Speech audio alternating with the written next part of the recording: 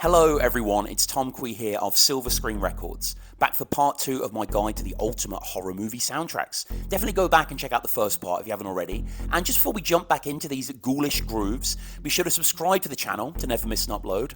Comment down below your own favourite horror movie soundtracks, and of course, check out Silva Screen Records' splendid online store and browse their bumper collection of TV and film vinyl, which features tons of horror and so much more of so much more. So anyway, enough rambling, let's get into it, and we're kicking off now with number 10. And at number 10, we have the main theme to The Thing from 1982 by Ennio Morricone.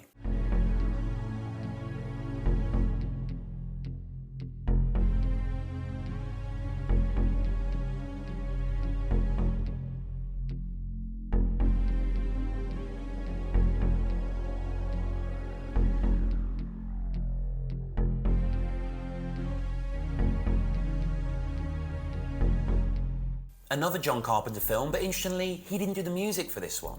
And if you're going to break tradition, you may as well ask one of the greats, the king of spaghetti westerns himself, Ennio Morricone. To be fair, it pretty much is Morricone doing an impression of Carpenter, an homage, if you will. But there is a thoughtfulness to it that transcends the pragmatic, albeit classic, work of Carpenter.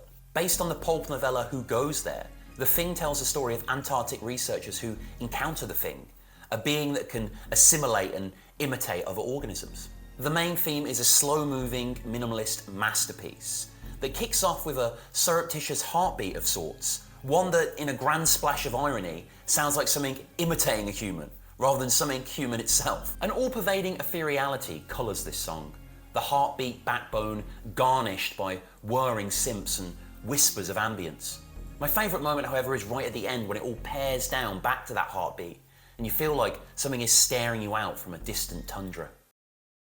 And at number 9, we have Gently Johnny from The Wicker Man by Paul Giovanni and Magnet, 1973.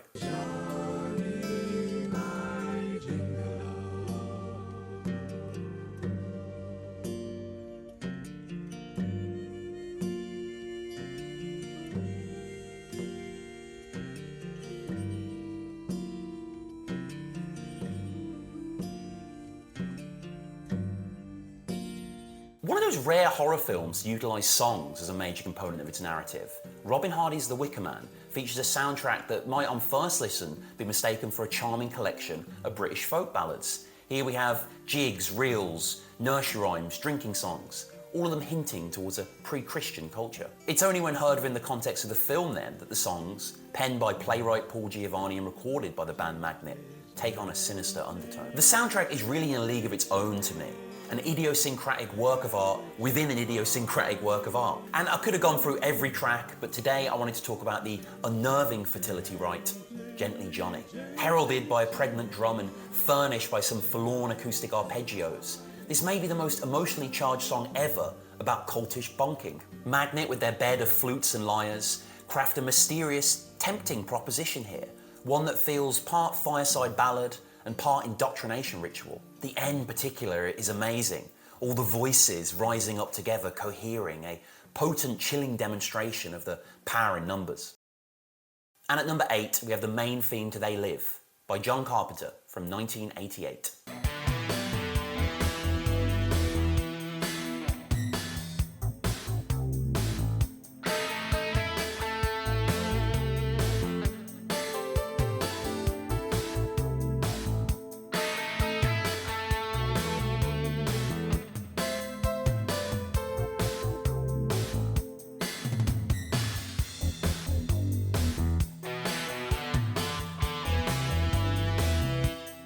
This is our third John Carpenter film, and the second that he's scored. I just can't seem to resist his charms, it seems. And the reason I wanted to showcase They Live is because it's testament to his diversity. We see him here departing from the traditional contemplative siren song, ominous world that he normally does, and trading that in for something far funkier. For those unaware, They Live features a down-on-his-luck construction worker who finds a special pair of sunglasses that allows him to see the world as it really is. And this song really does make you feel as if you've suddenly become aware of another side to life, suddenly been enlightened. It's sensual and seductive with a distinctly 80s rock grit. Down low, the full bass is playful, while up top, the keys are bright and dancing.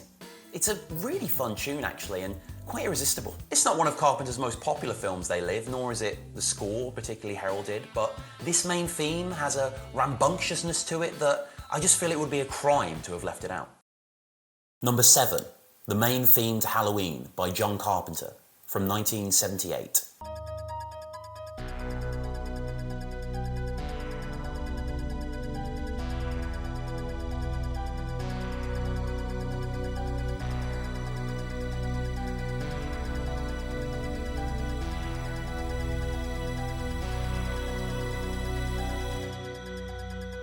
A masterclass in minimalist dread and suspense, Halloween's main theme is constructed upon a hauntingly hollow 5/4 rhythm that creates the feeling of something sinister growing ever closer. And atop this dissonant pulse, we have that iconic needling piano refrain, which really gives John Williams' Jaws a run for its money in terms of wrenching power from such simplicity. And like the loose Shatner face that haunts the film, the song has this eternal quality, as if it's never going to end, it's just going to keep getting tighter and more claustrophobic. Perhaps what's most impressive though is that not only did John Carpenter direct Halloween, also co-writing it with Deborah Hill, but he also composed this iconic theme.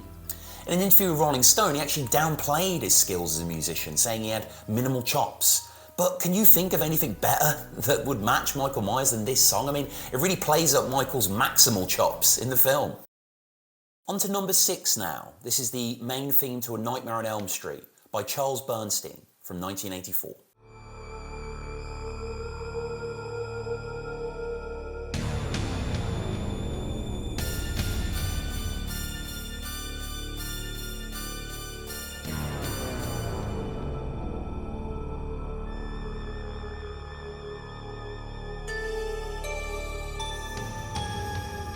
Another piece on the list standing testament to how well synthesized orchestration can be utilised to nerve-wracking effect. The main theme to A Nightmare on Elm Street unfolds as a disorientating, ethereal lullaby, evoking the sense of being lulled to sleep by Freddy. A lullaby, I should say, that really packs some industrial heft. As this composition possesses a mercurial quality, capable of hairpin shifts akin to the abstract terrains of dreams. Giant drums splashing off into the distance can become entangled in pitch-bent leers, and out of nowhere, depth charge explosions can just descend on the listener. With the unsettling vocal effects and the subtle layering of the synths, the song has such a psychic presence. Hues leap out of the dark as non-sequitous as dreams themselves. Number 5, John Murphy's In a House in a Heartbeat from 2002's 28 Days Later.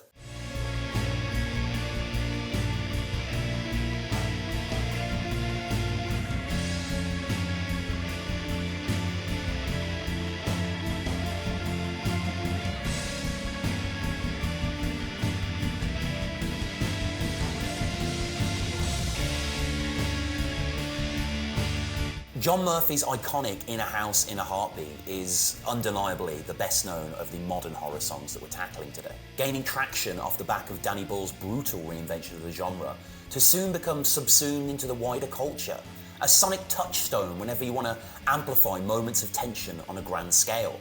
It's been in many, many TV shows, including that other widespread assault on the brains, The Apprentice. From the outset, there is a doomed finality to this song, the tension steadily intensifying with John Murphy's patient composition. The tune spits and simmers before it finally bursts out in a decidedly modern way.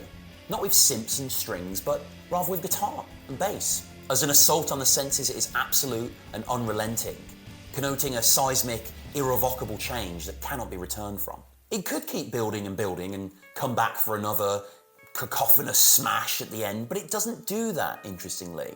It retreats down to the lower ground, to the chimes that first heralded the opening of this cataclysmic number. And at number 4, we have The Murder from Psycho by Bernard Herrmann, 1960.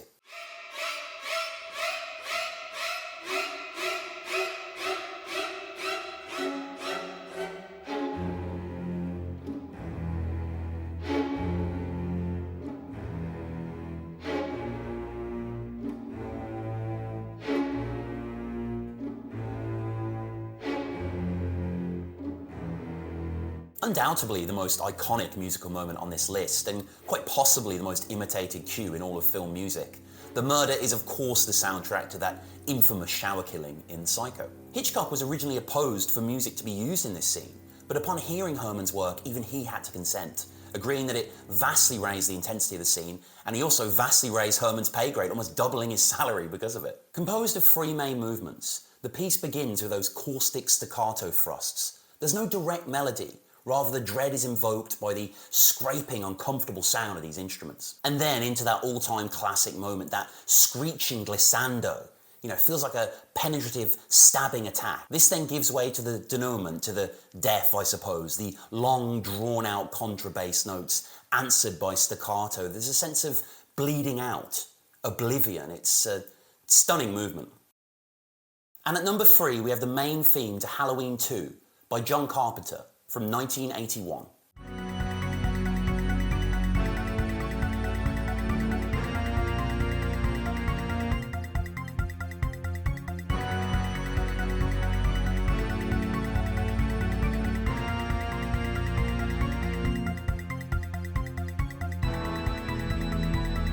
Much like the enduring slasher franchise itself, John Carpenter takes a if it's not stabbed to death, don't fix it approach to the second Halloween theme, which is a more boisterous take on the original, more somnambulant inaugural installment. It's still very familiar, of course, yet seemingly as a nod to the new decade it inhabits. This theme seems like it's deep fried in a boiling cauldron of 80s electronica. Everything is nebulous at first, hints of the melody crawling out of the bogmire. Then a modified and modernised version of the main theme just bursts open. It still feels terrifying, of course, the soulless keys perfectly embodying the killer. But unlike old Michael Myers, it's got a real rhythm too. The song has a real tidal energy, veering between moments of restraint where it pulls back and that iconic rat-a-tat melody is allowed to resound clearly, and also crescendos of ghastly organ that suffocate and swamp it in this dark deluge. Like the first film, it's kind of still more of the same, and like the second film, it's still bloody brilliant.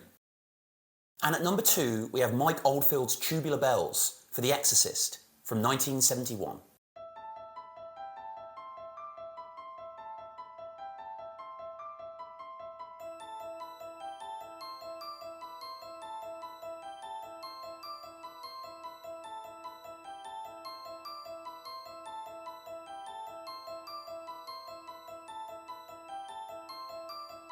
An undeniable classic song, all 50 minutes of it as well, not just a little Exorcist intro. I mean, all of it, even the weird caveman bit at the end. If you know, you know, and if you don't, go check that bit out. In contrast to, say, Rosemary's Baby, the terror in this song feels like something we project onto it rather than being inherently ingrained. After all, this was not written for The Exorcist at all, Tubular Bells, and indeed William Friedkin, the director, discovered it randomly whilst in the Atlantic Records offices after disposing the original soundtrack.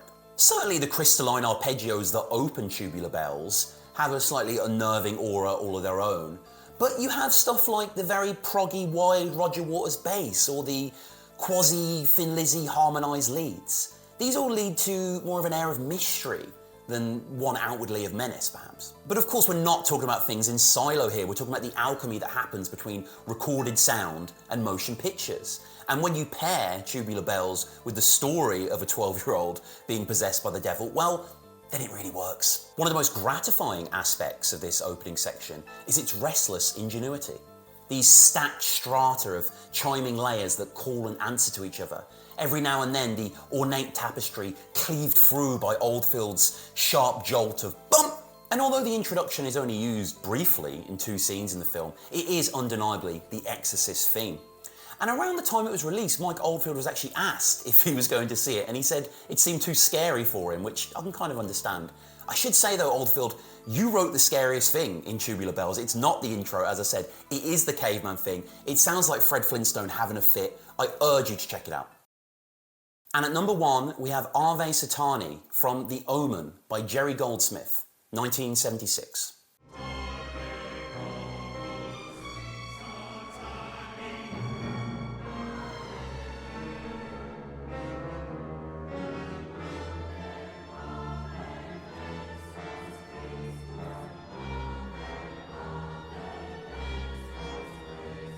Featuring a full-throated black mass choir singing from deep within their damn souls and seemingly from deep within the earth, this song is outright terrifying, which is perhaps to be expected of a song that translates Hail Satan, and is one that is intoned in quite possibly the most evil sounding of all languages, Latin. Listening, you feel privy to some macabre summoning. The first minute or so is all tension-filled whisper before the song suddenly explodes and begins to ascend on demonic wings above a classical clamour of Wagnerian pomp. The film, centred around enigmatic deaths encircling an American ambassador who begins to believe that he's heralding the arrival of the Antichrist, is a tightly woven nightmare, one that is perfectly complemented by Goldsmith's score, with Ave Satani, its blood-curdling centre. Okay, and there you have it. There are my top 20 greatest ever horror movie soundtracks. Please let me know what you think down below. I'm sure many of you are angry at the list and I've missed out some great ones, and maybe there's some obscure ones as well that you feel like more people should know about. Comment down below. Leave us a like. Also be sure to check out Silva Screen's store. As I mentioned prior, a lot of the stuff that we've spoken about today is available over there, and some sumptuous vinyl. We'll be back soon to do another genre countdown, but until then, this has been Tom Quee of Silva Screen Records. Bye.